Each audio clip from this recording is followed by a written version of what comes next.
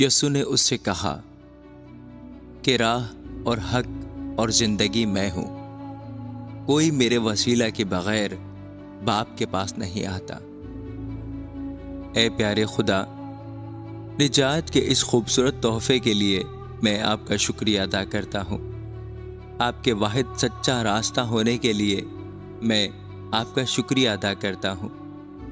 दुनिया को आपकी सच्चाई और रोशनी की अशद ज़रूरत है। ए खुदा, मेरी मदद करें कि मैं सच्चाई का ये पैगाम दुनिया तक पहुंचा सकूं। मेरी ज़िंदगी को इस तरह इस्तेमाल करें कि दूसरों के लिए भलाई हो। ऐ प्यारे यीशु जी, आप ही सच्चाई का रास्ता हो और मुझे इसी राह पर चलने की तौफीक अता फरमाएं। यीशु के नाम में, आमीन।